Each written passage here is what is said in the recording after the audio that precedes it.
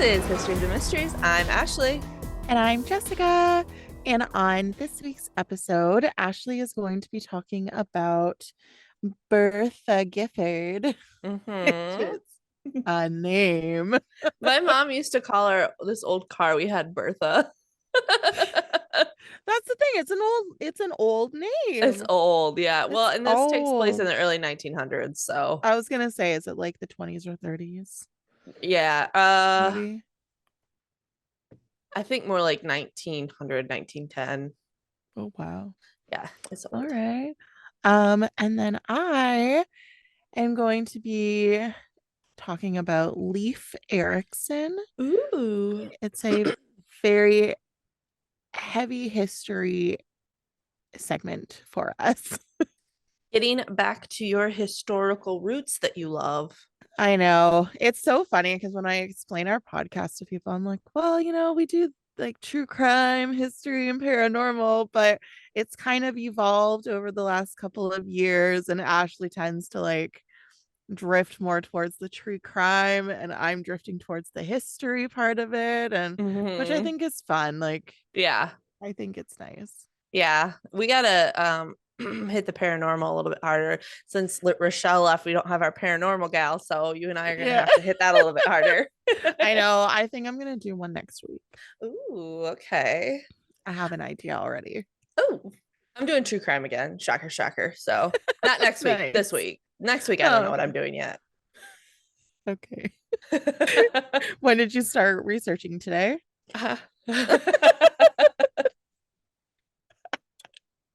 All right, well, I always start. do it the day of. You were so good the other week. You were like already researching by the time I mentioned we were recording. Oh yeah, but that was like that was like 3 weeks ago, Jessica. That was a whole different Ashley. I know. I still feel proud of you. The week after that, I went back to the day of. So I know. I make it a point to mention it to you that we're recording. so I don't forget. Yeah. Thanks. I appreciate it. Yeah, no worries. Okay, tell me about this Bertha girl. Bertha.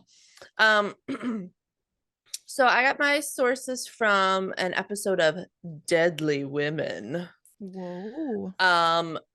Another website that's literally just berthagifford.com. So it's a whole website on her. Gross. And then Murderpedia, and I think I got a couple dates from Wikipedia. So Bertha, her name is Bertha Alice Williams Graham Gifford. That is her whole name. That is a name. That is a name. Why do you need all those names? I don't know. She's got a lot. Like, But she was born in 1871. oh wow. Yeah. In a small community, and she actually moved to another small community in Catawissa, Missouri. I hope I'm saying that right. And Catawissa, Missouri was a farming community with just a few stores, like one or two. So it was really tiny. But everyone helped everyone, and that was no different for the new resident by the name of Bertha Gifford. Bertha was a kind soul. She would go to other people's houses when she knew someone was sick and offer to help them. She didn't have a medical background, but she just did the best she could. I think they said she had like a third grade education. She was a woman in the 1800s, so she When didn't get we a great when we education. talk about when we talk about her helping people, Mm-hmm. is this kind of like a Black Widow situation? Um, Like Lady Death administering bad medicine? it might be, it might be, it might be. And if your guess is correct, your guess is quicker than a lot of other people in the town. So Really? took them a while to figure that one out. Wow. Okay. I mean, they didn't have all these stories coming in at them every True, single true. week for almost 3 years. Yes, very true. Um, But like I said, so she didn't have a medical background, but she helped as best she could, Jessica. And she helped until they recovered. But, not all survived. It's hard. It's hard out there for a early 20th century woman and sick people. I mean, at least she was able to save some of them. Yep, true, true, true. But the more the neighbors got to know her, the more they found out some shall we say odd interests that she had. She was fascinated with death. Same. She loved reading newspaper articles about death and she talked about it all the time, which I kind of, my first thought was like, well, I guess people could say that about me because I love true crime, but I don't like the death, right? I like the crime and the psychological aspect of it. She liked death. Yeah, that's gross. Yeah. She also was a woman who needed to be in control, especially of her family. She was very domineering over her husband. And at one point, his mom, her husband's mom, Eugene's her husband, came to stay with them. And Bertha became very defensive and threatened by his mom being there. The scene that they showed in Deadly Women was where Emily, the mother-in-law, wanted to cook them dinner, and Bertha was not a fan because it was her family. She cooked for her family. But like, let somebody else cook for you. Right. Not Bertha. Bertha. Oddly enough, a few hours later, Emily became really ill. Um, oh, I forgot I wrote this. The actor that plays Eugene is really hot. That's funny. I wrote actor for her husband Eugene. Wow. That's what I wrote. Do you remember when I did that Western story like a year or so ago and Sam Hewen was in it in Oh like the yeah. reenactment? Yes, thank you. So Yeah, good. he was very handsome. I don't know his name. I didn't look him up, but he was hot. Anyway. But despite all of Bertha's experience with the nursing that she had been doing through the neighborhood, she couldn't save Emily, and Emily passed away. And A they year didn't think that was suspicious No, she just got sick, Jessica. She got sick. Okay. She just got with sick. arsenic. Well, they didn't know that. Also, good guess, because that is what she Thank used. you. But they didn't know that. She just got sick and Colorless died. and odorless. Exactly. And it's hard to detect unless they do a very thorough autopsy, which wouldn't have been the case back then. Exactly. And back then people got sick and passed away a lot. It Yeah. was hard You're not going to do a times. thorough, you're not going to do a thorough autopsy on every single person. Exactly. So a year later, Eugene's younger brother James, who came to stay with Eugene and Bertha, also becomes ill. What did he ever do? I don't know, but she took him out. Poor kid was 13. What? That's not even the worst one. Oh my gosh. So I think, as we can all tell at this point, she is a murderer. And someone in the documentary, one of the forensic scientists or whatever, quoted, he said, her fascination was not being fed regularly enough, so she was making it happen. Interesting. Yeah. That's gross. So this is the worst one. Did she have children? Yeah, she had one son named James. And as far as I know, he lived. Wasn't that her brother-in-law's name? No, his name was, yes, James. For some reason, I thought it was Billy. Definitely James. That's weird. And Yeah. Yeah, I wonder if he named his son after his brother. then his brother died. No.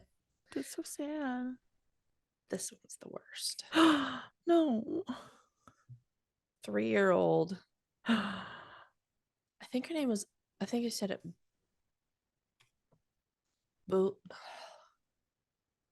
Balua? Balua? Balula. Yes, thank you. Yeah, you're welcome. Balula, a 3-year-old Balula, who is a cousin of Bertha, arrived to stay with Bertha for a bit while her mom got some things done. So I think it was just like an overnight visit. By the time her mom got back, her daughter was, quote, crippled by cramps and she died by the next morning. She was 3. Yeah. How do you have a kid and do something like that? Yeah, I can't even imagine.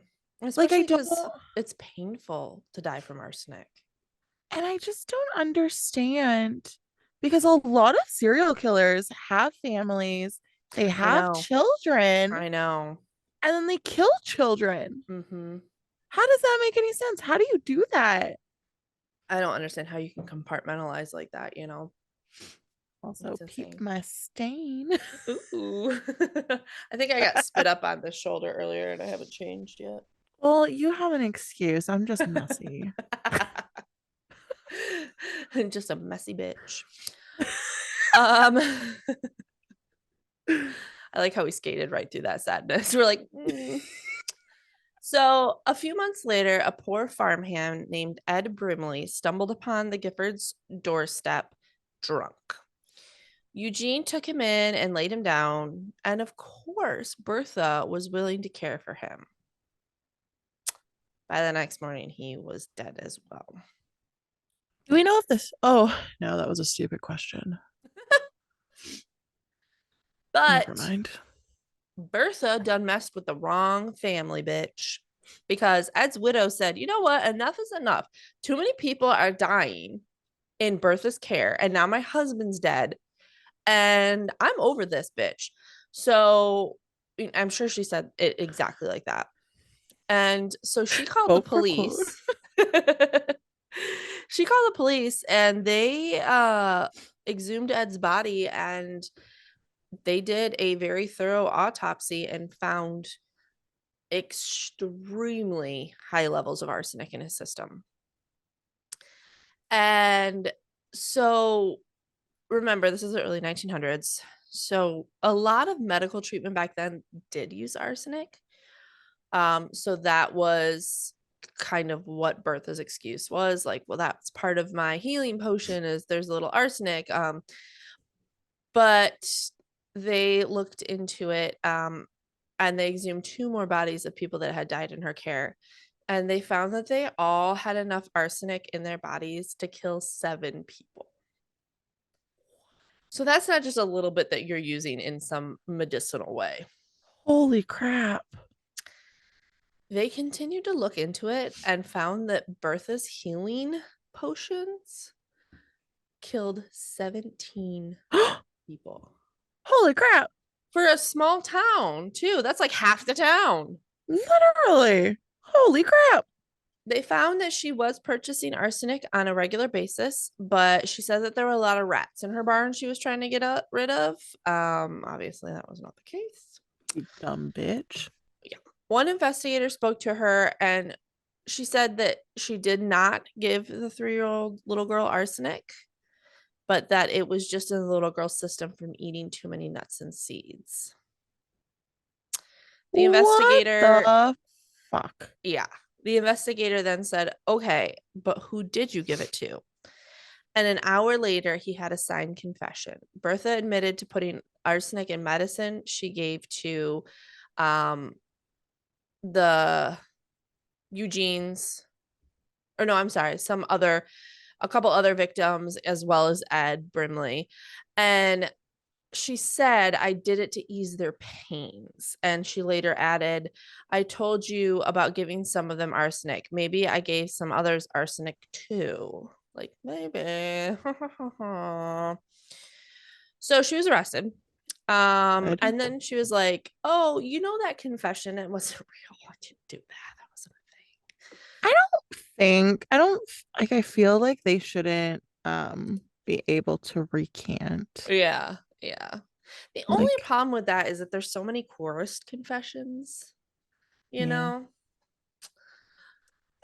But she recanted, and she also began moaning and pacing back and forth in her cell. Oh, good. Did she down some arsenic herself?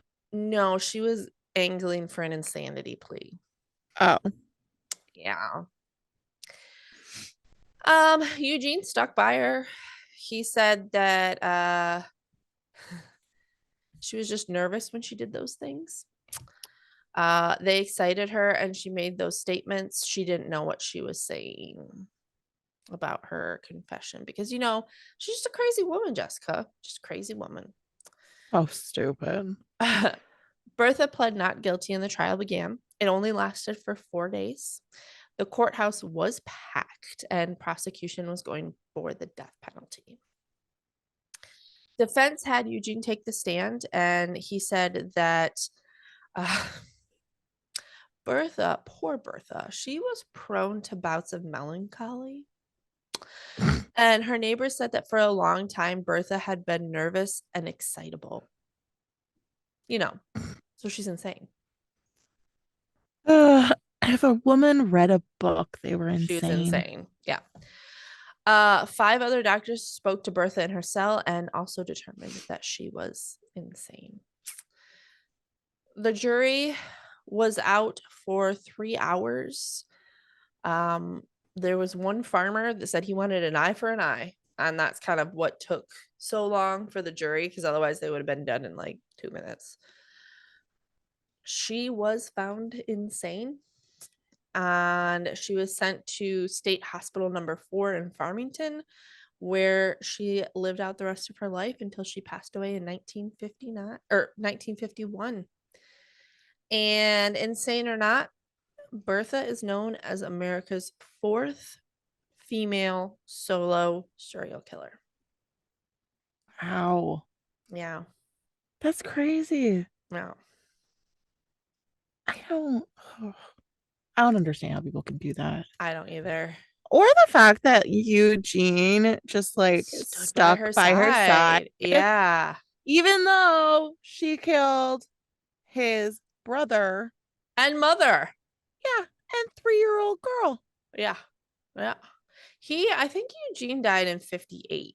He died shortly after she did, but yeah. Jeez. Mm-hmm.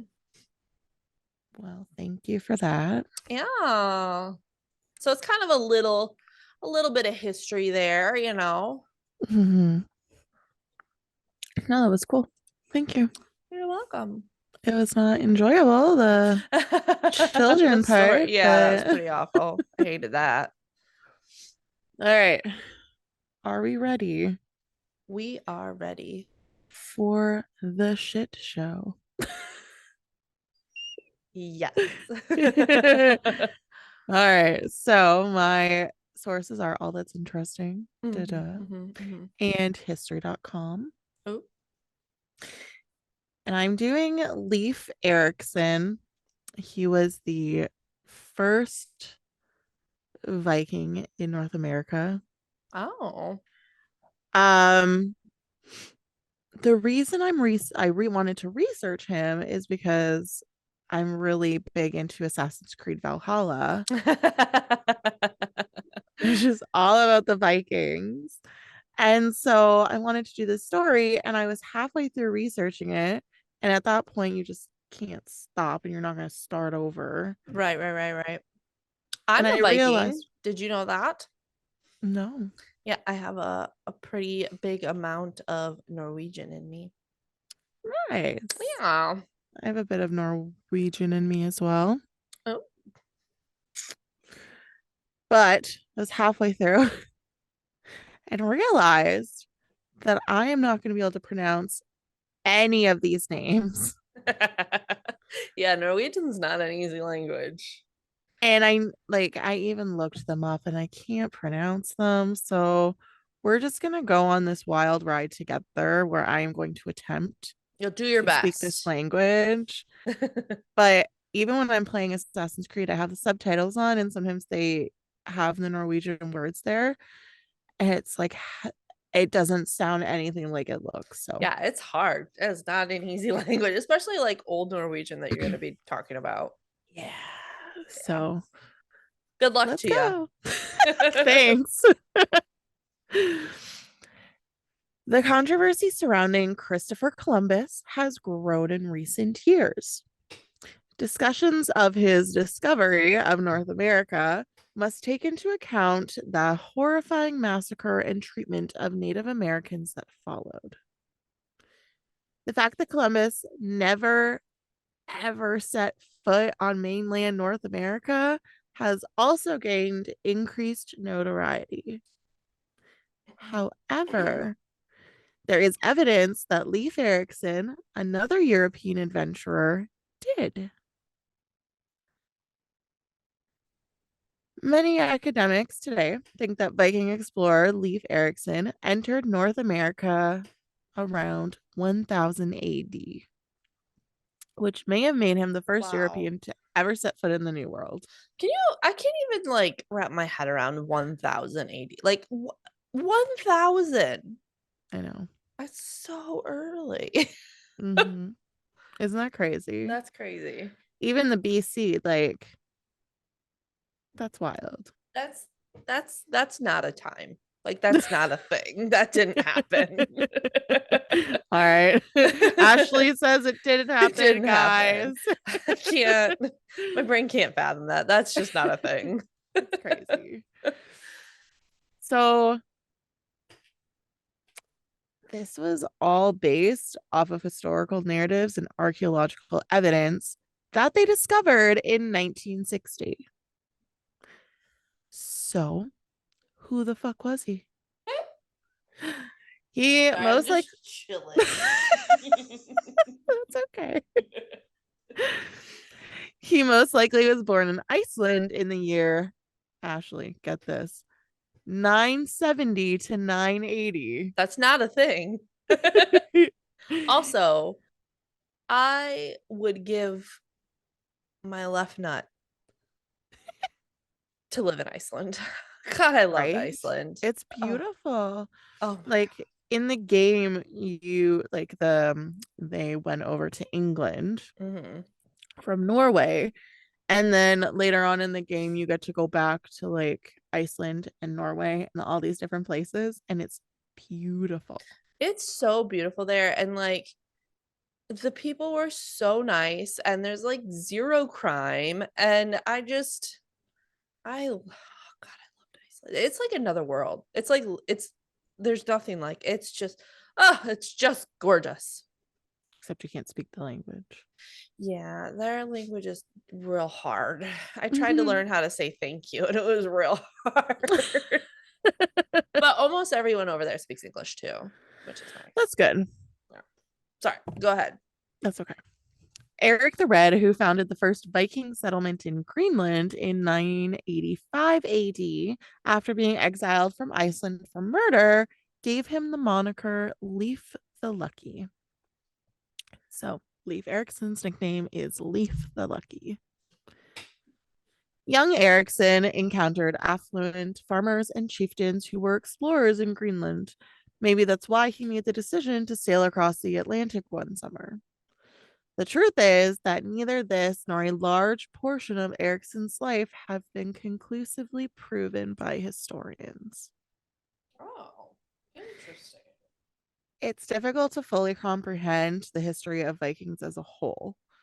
So, Leif Erikson's genealogy is depicted in the 13th century Vinland sagas, a collection of tales that begins with his father, Eric the Red, in the collection that bears his name, Eric the Red's Saga. And it's hard. They didn't have great. So my dad's tried to trace back our ancestors and he gets stuck in Norway because they didn't have a lot of great records. And two, their naming system was really hard. So like you would part of your name would be like the town you were in. So there's like a whole bunch Yeah. of them. And it's really, really hard to kind of trace that back. Yeah. So these tales in this saga provide the majority of the material that historians have about Erikson. So not great concrete evidence. Yeah. But it's all they have. Yeah. The saga of the Greenlanders comes next. Both documents are not totally factual, though. Surprise, surprise. These stories serve as semi historical accounts that support the claim that Leif Erikson arrived in America hundreds of years before Christopher Columbus. But that does not imply that these stories are entirely trustworthy sources, which we keep telling you guys. After all, more than 200 years have passed since the events described in these testimonies. However, the documents do imply that these incidents really did take place. They most likely made reference to real individuals and real events in oral histories that were passed down. So at least they have some of it as being Yeah. solid proof. Yeah. The discovery of Norse village. Wait. The discovery of Norse village ruins at Lens aux Meadows in Newfoundland in the 1960s is arguably the greatest piece of evidence that we have. These ruins were located exactly where the Vikings were reported to have made their home. But before this proof was discovered, Leif Erikson's travel diaries were the only accounts of his exploits. The versions of his arrival in North America differ. According to one story in Eric the Red's saga, Leif was sailing back to Norway when he was blown off course in the Atlantic and unintentionally landed on American soil. Meanwhile, the saga of the Greenlanders illustrates how the Vikings' journey to North America wasn't a mistake. According to legend, Jesus Murphy, Bjarni Herjolfsson, an Icelandic trader, told Eriksson about the undiscovered continent after he had accidentally discovered it 10 years earlier while traveling to Greenland. Hmm. Hjorfsson, however, never got off the ship, giving Eriksson the potential opportunity to be the first European to land in North America. According to the story told in the saga of the Greenlanders, Eriksson acquired Hjorfsson's ship, gathered a 35-man crew, and successfully followed the trader's voyage. Oh. Helluland, or stone slab land, was an area of stone covered land that the crew found after crossing the Atlantic. This could either be Labrador or Baffin Island. Oh, Nimmy! Welcome, Neil, everyone. My kitty. See if my kitty's out here. Nope. Okay. It's been really clingy lately. Anyways.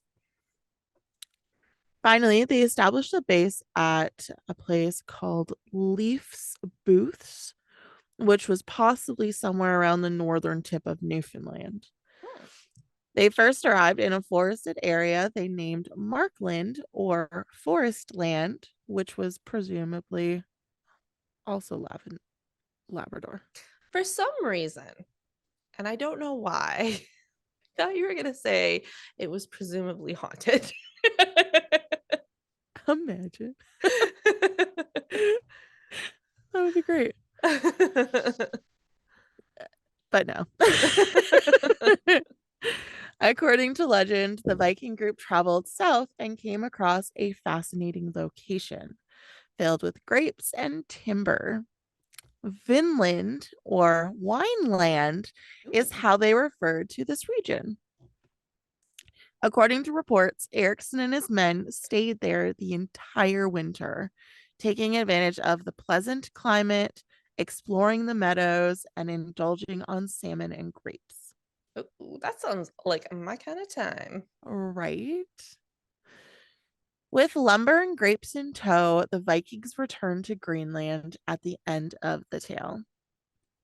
According to the saga of the Greenlanders, Eriksson didn't come back to the New World.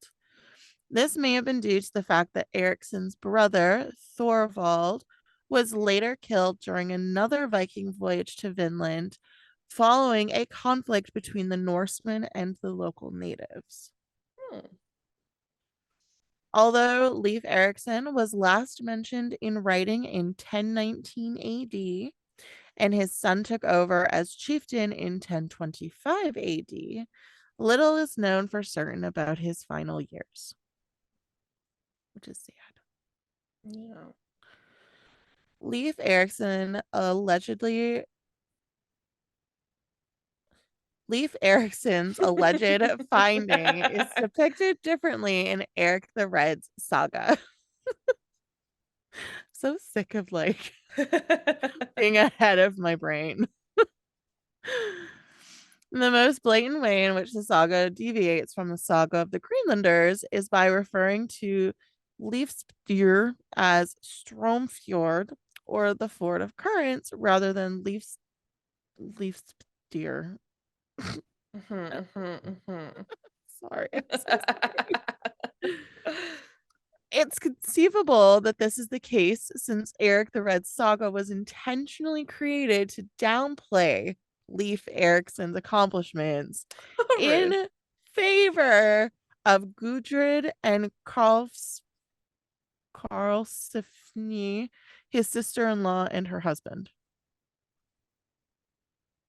Karlsef? I don't know, whatever. The two were portrayed throughout the story as leading the exploration of the New World on a lone journey to Vinland. Hmm. This alternative story is attributed to a 13th century campaign that placed emphasis on canonizing Bishop Bjorn Gilson, who was the couple's direct descendant. Oh.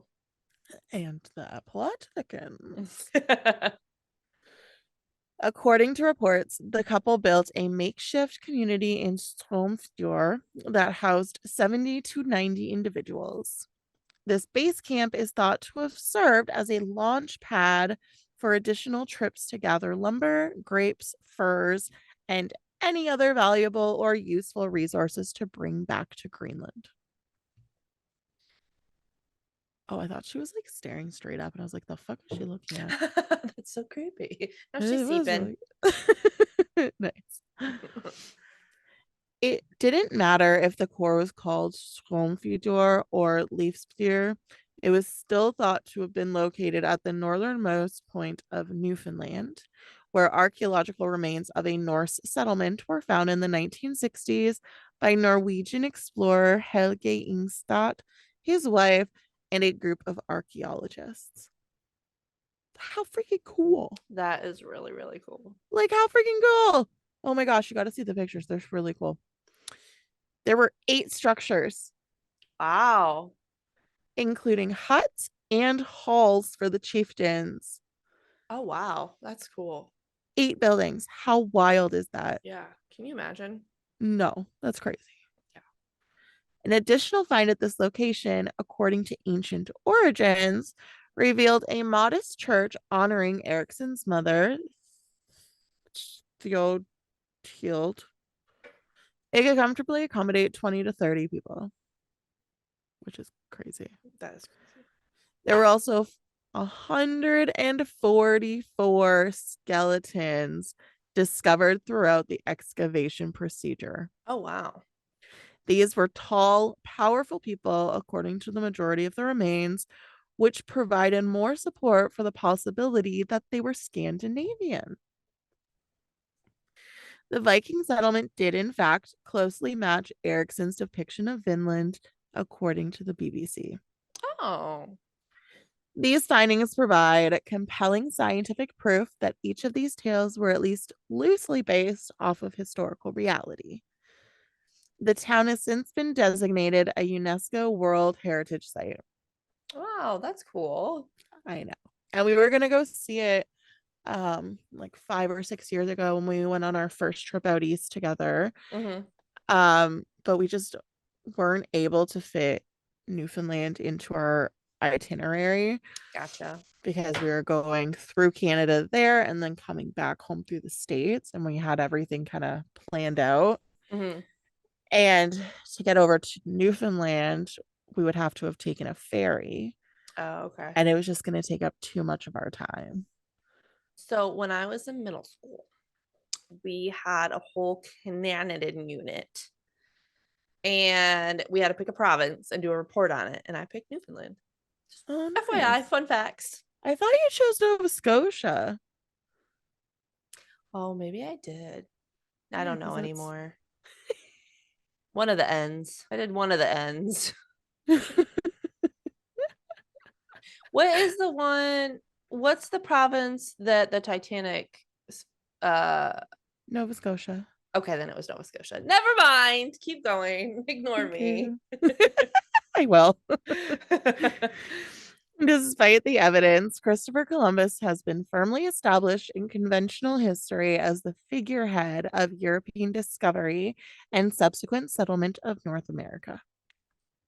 The moment when Leif Erikson discovered America, on the other hand, has been has been eclipsed. Yeah. And But Columbus was an how? asshole anyway, so Yes. So, how did this even happen? How did Leif Erikson just get blown over the bus? yeah. So, Colorado was the first state to formally acknowledge Columbus Day in 1907. A few years later, 15 states adopted it, and it was made a federal holiday in 1971. Hmm. Every October 9th, a specialized holiday is observed to mark the day Leif Erikson discovered America. In 1954, this was declared a national holiday. Really? Yeah. Oh. Given how divisive Columbus Day is, the movement to replace it with Leif Erikson Day has in some ways evolved into a substitute for people who find it too unsettling to observe Columbus Day. Oh, that's cool. I've never heard of it, but that's a good idea. Yeah. However, it is important to keep in mind that the Vikings might not have gotten along well with the indigenous people that they met, True. especially in light of the account of Erikson's brother being killed in conflict with them. Yeah. Additionally, it's important to note that the movement to honor Erikson over Columbus has shady origins and anti Catholic and anti Italian animosity. Oh. National Geographic claims that by the time Italian Americans commemorated the 400th anniversary of Columbus's discovery, America had become increasingly anti immigrant and suspicious of the Catholic Church. Joanne Mancini, a history professor at National University of Ireland and the author of Discovering Viking America, claimed that in the 19th century, non Catholic Americans were very anxious about the Catholic Church. And as a result, rumors that the Vatican may have actively repressed Erikson's achievements grew. Oh, interesting. Yeah. Therefore, when Scandinavian immigrants pushed for their own narrative, the concept that there might be a story where the first Europeans to America are not Southern Europeans gained popularity at that time. Oh. However, Mancini contends that the story of Columbus's discovery eventually surpassed that of Leif Erikson due to a long history of Italian lobbyists and the theory that Columbus may have encouraged more European immigration to America than Erikson did. Hmm. Mancini said, quote, "If you think about the subsequent history of the European conquest of America that comes from Columbus, it doesn't come from Leif Erikson. It's interesting that the Vikings were able to cross the Atlantic, but Columbus had more of an impact in the long run," unquote. So it seems as though his popularity got more people to immigrate, right? Like you don't even know about Leif Erikson. I mean, I heard the name, I knew of him, but Yeah. like you hear about In Christopher Columbus a lot more than you hear about Leif Erikson. yes. So the discussion of how to commemorate the nation's past changes, along with how diverse American society has become. Is that it for that sentence? Yeah, apparently. The end.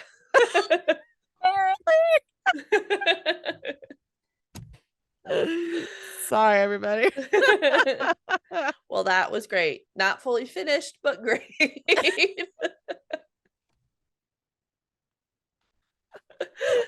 Oh my God. I don't know what happened there. I don't know what happened there. I love that. Thank you. That Okay. was really interesting. Yeah? Yeah, it was. Good. I do want to take a quick minute and talk about something kind of serious. This Oh no, past what? well, this past week, my alma mater, Michigan State University, had a mass shooting. 3 people died and 5 people were injured. And the 3 people that died, one was like a freshman, one was a sophomore, I think one was a Oh. junior. And students were barricaded in their rooms, in their dorm rooms for hours because this guy was on foot and police were trying to find him. And it was a really terrible thing. And I want to say, my thoughts and prayers are with them, but it's just so cliche now. And the gun violence needs to end in America. It's insane. But I do want to just put that out there for my fellow Spartans, that we are, as a community, all here for you, and hope to get you through this. So on that note, we are going to skip jokes this week, and just want to really take time to just kind of, I don't even know, just hope for a better future. And if you want to, help, there's a lot of things out there for the MSU students right now, that you can either, donate money or time or whatever. So um, we'll post whatever links that we have for this massacre, and we're going to kind of leave this episode on that note. So we look forward to bringing you 2 news stories next week. Bye. Bye.